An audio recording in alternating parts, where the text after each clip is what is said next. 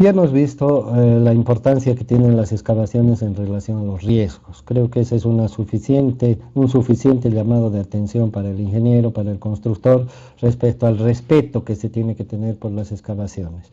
Y resulta que no solamente son los riesgos que implica para la seguridad de las personas, de las máquinas y hasta de los vecinos, sino que también las excavaciones tienen un cierto componente misterioso, digamos así, porque a pesar de que podemos investigar el suelo haciendo ensayos, de que podemos estudiar las referencias que tenemos de suelos similares, de trabajos similares, analizar los riesgos como lo hemos hecho, aunque un poco someramente, etcétera, a pesar de ello, el resultado de un trabajo de excavación solo se conoce cuando ya se lo ha hecho, ¿verdad? Porque en medio de la excavación pueden ocurrir muchas cosas. En muchos casos, por ejemplo, el riesgo es económico porque no valoramos el esfuerzo que vamos a necesitar para hacer este trabajo. En muchos casos, no digo siempre, ¿verdad?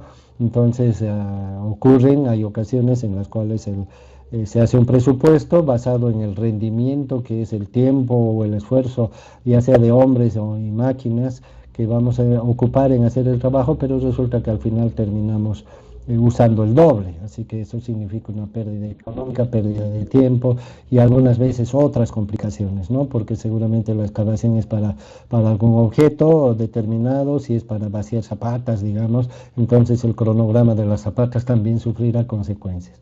Por ese motivo nos vamos a permitir ahora mencionar algunos de los factores más importantes que ningún ingeniero debería pasar por alto. Y no vamos a hacer un análisis técnico necesariamente, sino que vamos a hacer un análisis práctico. El tipo de material con el que nos podemos topar en las excavaciones de una manera muy simple y sencilla lo vamos a clasificar en tres: un material blando, un material semiduro y un material duro. El material blando lo vamos a clasificar como tal, como aquel material que se puede remover y extraer con una pala, como vemos acá. Sencillamente las personas introducen la pala en el terreno, aflojan el mismo, sacan el material y lo arrojan o lo colocan donde deben colocarlo. Es la tarea más sencilla, por decirlo así, de una excavación si nos referimos al trabajo manual. El material semiduro es cuando ya no se puede aflojar simplemente con una pala, sino que necesitamos algo que primeramente lo fracture o lo afloje. En este caso la picota, que sabemos que tiene una punta, al un lado una punta y al otro lado un filo. El asadón también sirve para este mismo fin. Entonces ya nos aumenta una tarea, ¿no? Ya no solamente hay que sacar el material, sino que hay que aflojarlo previamente.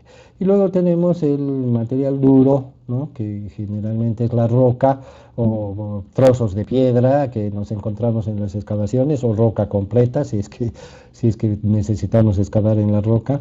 Y también suelen haber casos de arcilla seca, ¿no es cierto? Seca que está tan dura como la piedra. Para eso ya ni siquiera la picota nos funciona, porque necesitamos partir la piedra y para ello se utilizan combos, y fíjense, un combo de bastante magnitud como en esta imagen. Otras veces, además del combo necesitamos alguna herramienta que punce, que tenga punta o que tenga filo, como las puntas que se llaman, los barrenos, los cinceles, ¿no es cierto?, para que golpeados con un combo, con alguna cosa, penetren en la roca, le hagan un hueco y finalmente la partan en pedazos. Un trabajo tedioso, un trabajo duro, un trabajo difícil, porque logrando pedacear las rocas recién se la va a poder extraer. Acá a la derecha vemos el mismo trabajo, pero realizado con una perforadora, un taladro mecánico, ¿no es cierto? Hay taladros manuales, hay taladros con máquinas más grandes, neumáticos, hidráulicos, etcétera. Entonces es un trabajo más complicado, obviamente, cuando el material es duro y se tarda más, cuesta más, etcétera. También habría que mencionar el caso típico de explosivos, ¿no? En algunos casos se utilizan explosivos, no tanto en una construcción urbana de un edificio, pero en trabajos que se dan en el campo o se pueden dar, ¿no? En vías de comunicación, por ejemplo, en caminos. Otro detalle importante son los ángulos de inclinación de los taludes. En el anterior tema hemos hablado de los riesgos de desestabilización de los taludes. Esto depende de varios factores, entre ellos el tipo de material, número uno, ¿no es cierto? Si es un material blando, no va a poder soportarse a sí mismo cuando hagamos una excavación. Un material semiduro probablemente se comporte mejor, y un material duro, sabemos que se hacen en las rocas túneles ferroviarios, túneles para vehículos, etcétera. Entonces es obviamente más resistente. Primer factor, tipo de material. Segundo factor, el grado de consolidación que tiene. Tercer factor, el talud de inclinación, si es vertical, si es negativo, si es positivo el ángulo, como vemos aquí en esta figurita, por ejemplo. Si el ángulo es más tendido, claro, es más difícil que se derrumbe el talud, ¿no? Pero si el ángulo es más grande y el talud es más vertical, mientras más se aproxima a lo vertical, más peligroso es que haya un derrumbe. Ustedes saben que en suelos más o menos se analiza el plano de corte probable de un talud, para que si es que las fuerzas se sobrepasan lo que puede aguantar el talud por sí mismo, entonces se produciría un derrumbe supuestamente por ese plano.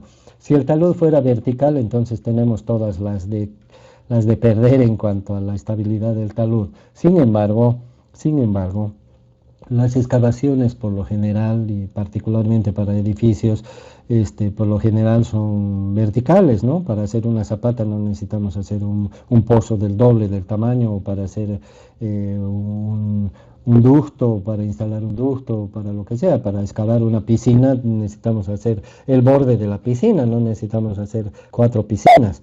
Entonces, la necesidad del talud vertical nos obliga a analizar el tipo de material, el grado de estabilidad que tiene, y en la mayoría de los casos, jóvenes, solamente sería la única excepción la roca, y aún en la roca hay riesgos, tipo de roca, estado de la roca, etcétera, la presencia de agua, el tiempo de duración de la excavación. Una excavación puede ser estable unos días, pero si la dejamos meses, se va a erosionar con el viento, con la lluvia, con el agua. Puede tener agua subterránea, puede tener agua de lluvia, de cualquier otra fuente, el viento mismo, el sol, lo que elimina la humedad o aumenta la humedad. Todos estos cambios, todos estos factores van desestabilizando el talud, aflojando los granos del suelo, ¿no es cierto?, que están expuestos.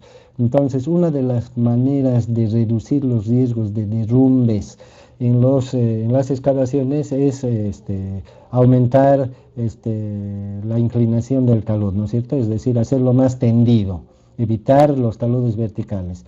La mayoría de los casos en la construcción de edificios se necesitan taludes verticales, como ya lo dije hace un momento, pero esto nos va a obligar a reforzar los taludes, a sujetar los taludes para que no se nos caigan.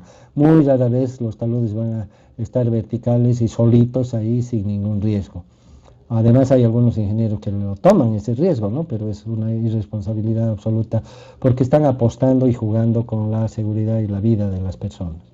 Otro de los recursos es la excavación escalonada, porque, como hemos dicho, uno de los factores es la profundidad. Un talud vertical como por ejemplo, que estoy indicando, seguramente, si es que tiene cierta estabilidad, la va a ir perdiendo en la medida que lo hagamos más profundo. Entonces, uno de los recursos es justamente, ¿no es cierto?, hacer escalones, de modo que cada escalón, inclusive pueden ser escalones con el talud inclinado, ¿no es cierto?, inclinado. Estoy señalando aquí con el cursor un talud inclinado, un piso, otro talud inclinado, otro piso. Bueno, estamos aumentando grandemente la seguridad de la excavación, pero estamos aumentando también grandemente el volumen excavado, ¿verdad? Y para la obra solamente necesitamos este espacio, liberar este espacio, y si estamos haciendo todo esto, estamos ya duplicando o triplicando el espacio. Fíjense, esa es, por ejemplo, una de las circunstancias que se pueden presentar y que son obligatorias, porque lo vamos a tener que hacer, a menos que quisiéramos correr riesgos. De repente el riesgo resulta peor todavía si es que no hacemos nada de eso, hacemos la excavación sin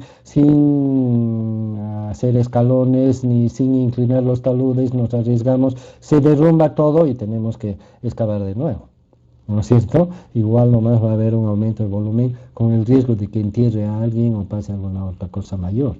Aquí en este dibujo, por ejemplo, vemos que la otra pared, que es muy alta, está protegida, ¿no? Con la madera, según se muestra aquí, con estos soportes, etcétera. Y también vemos que hay una zanja acá que es para el agua. Estos son pequeños adelantos de lo que vamos a ver un poquito más adelante. En este esquema hay un detalle también negativo, como es la descarga del material, que como podemos ver está en el borde de la excavación, lo cual de repente, si no ponemos el material al borde, no sería necesario el escalonamiento, de repente, ¿no? Todas estas son especulaciones, como se darán cuenta, son elementos relativos. No hay mediciones, no hay límites, no hay cómo decir si está más allá de 50 centímetros, ya no hay peligro, no hay cómo, ¿no es cierto? Porque los suelos son heterogéneos, las circunstancias son distintas, y las apreciaciones son distintas, el grado de seguridad que cada persona o cada constructor aplica son diferentes, entonces son temas relativos. El único consejo que se puede dar acá, bueno, yo diría son dos cosas, en nuestro caso, lo primero, enterarnos, ¿no es cierto?, de analizar el problema, informarnos lo más posible de cuáles cosas son importantes y qué cosas podrían pasar. Lo primero es eso, y lo segundo, hacer todo lo posible para proteger la seguridad, la calidad, el rendimiento, el costo de la obra, ¿no es cierto? Ese es nuestro papel, para eso estudiamos. Otro detalle obvio que en ningún momento se podía pasar por alto y que ya lo hemos mencionado seguramente más de una vez es la profundidad, ¿verdad? Mientras más profunda la excavación, mayores riesgos implica. Acá tenemos dos imágenes muy sugestivas, ¿no es cierto? Sugestivas en el sentido del riesgo que implica la profundidad para la estabilidad de los taludes. Fíjense, esta excavación, por ejemplo, es una excavación de poco espesor, parece ser más o menos de 1 metro, donde no hay ningún refuerzo en los laterales, parece ser un material semisuelto, ¿no es cierto? No es un material tan blando, se notan las irregularidades en el terreno. Si fuera suelto se vería como una arena, por decirlo. Acá se notan algunas irregularidades, pedazos también de material, o sea, grumos, por decirlo. Eso nos muestra de que es un material que tiene cierta cohesión, y los taludes están prácticamente verticales, no hay ninguna medida, ningún riesgo de las personas, están tranquilas ahí. Tampoco podemos imaginar o suponer un riesgo muy grande, ¿no es cierto?, mirando la imagen. Lo contrario pasa acá. Fíjense, se nota que los taludes son más resistentes que estos, se le nota cierta cohesión, ¿verdad?, cierto grado de consolidación alto, porque es como si estuviera tallado, no se ven elementos sueltos, pero tiene una profundidad grande y es vertical. Entonces el riesgo es evidente, ¿no? No hay ninguna garantía de que las paredes en algún momento no cedan por algún motivo. De repente viene alguien a verle y a decirle: tío, ya está el almuerzo, y se va todo, ¿no? ¿No es cierto? Así de impredecibles son los trabajos de excavación. Otro factor que no implica tanto, no es tanto como un riesgo, sino como un aumento de trabajo, y que afecta sobre todo al retiro del material, es el tamaño de la excavación, o sea, el área, ya no la profundidad, sino el espacio que estamos excavando. En la foto del pozo, por ejemplo, la excavación es pequeña, ¿no es cierto?, y el material se extraerá en las cercanías. Seguramente esta persona no va a poder sacar el material directamente, debe haber otra persona que le tiene que ayudar a hacerlo. En este caso está saliendo en carretilla, se nota un poquito la rampa, parece que con una rampa va a salir aquí y lo va a ir a depositar a alguna parte. Todavía es posible usar una carretilla acá, pero imagínense en esta excavación, no hay carretilla que valga, ¿no es cierto? Es una excavación sumamente grande, donde los volúmenes de tierra tienen que ser extraídos o removidos o trasladados, si es que se va a trasladar. Algunas veces no se trasladan los volúmenes de tierra a otra parte, sino que se los utiliza en algún relleno en la misma obra, ¿no es cierto? Eso ya dependerá de qué tipo de relleno y qué tipo de material tenemos disponible.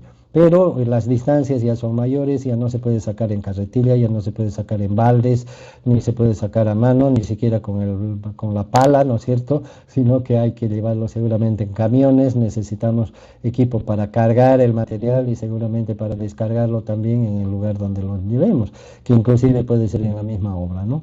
Acá vemos en cambio un área mediana, ¿no es cierto? Mediana, donde inclusive ya están usando equipo para excavar, ya no es una excavación a mano, se está usando una pala cargadora, una volqueta para trasladar y seguramente hay alguna gente por acá, se advierte acá una bicicleta, ¿no es cierto? Es una excavación entonces de magnitud mediana. El problema acá ya son las distancias, ¿no es cierto? Acá ya vemos que han visto por necesario utilizar equipo para el retiro del material y para su traslado. ¿Y cómo saca la pala cargadora material del medio? ¿No es cierto? Entonces ya hay un problema ahí.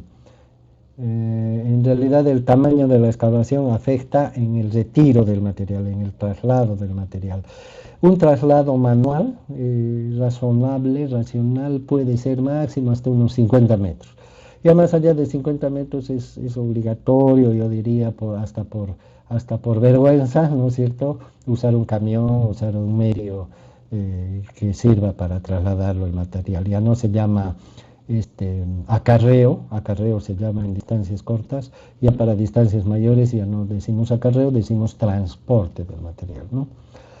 Luego tenemos otro factor muy importante en las excavaciones que es el agua, la presencia de agua. No importa cuál sea el origen, puede ser agua de lluvia, puede ser agua de la napa freática, puede ser agua de cualquier otra fuente, de un río que está cerca, de cualquier fuente, ¿no es cierto? Entonces el agua en las excavaciones, como ya dijimos cuando hablábamos de los riesgos, no solamente estorba para el trabajo, lo hace más difícil, ni siquiera se ve lo que se está sacando porque el agua es turbia, y entonces una de las medidas apropiadas es la extracción del agua de la excavación. Hay casos en los que se extrae el agua, se excava un poco, se vuelve a extraer, depende, ¿no es cierto? Hay categorías de trabajos. Y en otros trabajos hay que mantener el espacio de la excavación seca. Por ejemplo, si queremos construir una piscina y tenemos que vaciar el hormigón del fondo y de las paredes, es bueno que el hormigón no tenga juntas porque es una piscina, un tanque de agua que va a retener el agua y no queremos que tenga filtraciones, entonces es bueno hacer el hormigonado de un solo saque y para eso vamos a tardar 3 días con sus noches y necesitamos mantener la excavación completamente seca, entonces son trabajos en los cuales, bueno, lo que se llama el agotamiento del agua ya no es una cosa tan simple. Como podemos ver aquí en las imágenes, una de las formas más simples de sacar el agua de un pozo es con un balde, ¿no es cierto? Una persona, o dos, o tres, o todos, sacan el agua con un balde y bueno, es la forma más rudimentaria y se supone que solamente se podría aplicar en excavaciones muy chicas y cuando el agua está en pequeña cantidad. Un segundo recurso es el uso de las bombas de agua, hay bombas de agua sumergibles, hay otras que trabajan desde afuera, aspiran desde afuera y se instala la bomba al fondo de la excavación y se bombea y se retira el agua, ¿verdad? Uno de los problemas de este sistema es que la bomba solamente puede trabajar cuando está sumergida en el agua, por lo tanto va a quedar un residuo de agua que no se puede extraer. Para eso, en las obras lo que se hace es hacer un pequeño pozo, ¿no? En un espacio más chico que el tamaño de la excavación, se introduce ahí la bomba de manera que eso sea lo único que quede con agua y el resto se despeje de este problema. Y existen excavaciones muy grandes también donde se necesita sacar mucha agua y se necesita sacarla continuamente. Aquí tenemos una foto con muchas mangueras, muchas tuberías que están todas extrayendo agua en grandes cantidades, un gran caudal como se puede ver y hasta tenemos un recipiente ahí que las está recibiendo y que seguramente está conectado con alguna otra forma de escurrimiento o de evacuación porque son cantidades de agua muy grandes. En algunas excavaciones, por ejemplo, acá se ve que parece ser un alcantarillado o algo así, se utilizan baterías de bombas, no solamente una bomba, sino muchas bombas, o si no bombas gigantescas con una gran capacidad que están conectadas a muchas tuberías, ¿no? Porque si fuera una bomba muy grande y una tubería pequeñita, no, tampoco funcionaría. Entonces, obviamente el caudal de salida de agua tiene que ser mayor o igual que el caudal de entrada para que se agote completamente el pozo. Entonces eso se establece, se calcula y de acuerdo a eso se decide si se va a poner una bomba o muchas bombas, ¿no? En otros casos, para no estorbar el trabajo, por ejemplo, supongamos que en esta imagen Se tiene que hacer una gran piscina acá, entonces nos estorban, ¿no? Las mangueras, nos estorban las bombas, nos estorban los promontorios de tierra, todo eso, entonces para que esté todo el área despejada y también se pueda evacuar el agua sin meter bombas, sin meter mangueras, sin meter tuberías. Hay algunas veces que se aplica este sistema que está demostrado acá en este pequeño esquema, que consiste en abatir el nivel del agua, no siempre el nivel freático, ¿no? Puede ser un nivel de agua que esté, de manera que se bombea o se extrae el agua no de la propia excavación, sino de las cercanías. Acá, por ejemplo, se está representando una perforación, otra perforación, que no están en la excavación, como se puede ver, y están a tal profundidad que el agua que están bombeando hace que el nivel del agua, en este caso el nivel freático, se disminuya, ¿no? En esa parte se llama un abatimiento. Entonces, el nivel que originalmente estaba aquí, al bombear el agua, ¿verdad? Baja, en esta parte baja menos, porque aquí baja más porque está directamente la bomba y se aprovecha la permeabilidad del suelo, en toda esta parte también baja el nivel freático y lo que se busca es que baje lo necesario para los trabajos que queremos hacer, ¿no? Por ejemplo, acá está el nivel freático está un poquito más abajo, unos 20, 30, 40 centímetros más bajos que lo que se necesita, de manera que la excavación está completamente seca. Y se puede hacer un bombeo 24 horas al día, de manera que la excavación permanezca seca. Esto se hace en todos los trabajos en que se justifique, ¿no? Porque obviamente es un poco más costoso que tener una simple bombita y en muchos casos es una batería de bombas, no muchas bombas, depende del área que estamos explotando, etcétera. Entonces el agua viene a ser otro factor importante. Obsérvese aquí la cantidad de mangueras que hay, ¿no? Que están sacando agua y acá tenemos una tubería de un espesor, de un diámetro muy grande para evacuar el agua que se está sacando de la excavación. Y no parece gran cosa, ¿no? Lo que se está haciendo aquí simplemente es para poder excavar. Ni siquiera han terminado de excavar, ni hay miras de que se haga un vaciado, cimientos o alguna cosa, es solamente tierra, barro y agua. Acá observen una escalerita, ¿no? Como dijimos, una escalera siempre debe estar presente para salir de la excavación. Y en la foto de la derecha tenemos una bombanga grande con muchas mangueras para sacarlas de una excavación, ¿sí? Entonces, hablemos de otro problema que puede existir en las excavaciones, un factor importante a considerar, que son las cargas que pueden existir sobre los bordes de los taludes, o sea, el perímetro de la excavación. Obviamente que lo ideal es no poner ninguna carga ahí, pero algunas veces están las cargas ahí. Por ejemplo, cuando hacemos una excavación al borde de una calle, justamente en el límite municipal, hacemos una excavación, al otro lado está la acera, está la calle, están los vehículos, están los transeúntes. ¿Cómo evitamos esa carga o cómo podemos hacer para que no corra ningún riesgo de hundirse junto con nuestro talud? Peor todavía es los ejemplos que vamos a ver aquí en las fotos espectaculares. Fíjense, acá en esta casa, ¿no? Fíjense esta casa, la excavación bastante profunda y grande, y hasta parece que ha habido un derrumbe previo. Parece que la excavación no era hasta ahí, sino era más adelante, pero ocurrió lo que no debería ocurrir. Y fíjense cómo la casa, y una casa anguita, ¿no? No es tampoco tan nichi ni tan en mal estado, pero está en inminente peligro de derrumbarse, justamente porque el talud no tiene ninguna protección, ha quedado un talud vertical, no han hecho ningún refuerzo para proteger el talud, no han hecho nada, entonces simplemente han apostado a la suerte. Acá vemos otro ejemplo donde hay una excavación bastante profunda, regularmente profunda, un talud vertical, hay una persona parada muy cerquita y la maquinota ahí, ¿no? Fácilmente puede caerse la máquina más el talud y arrastrar a la persona acá.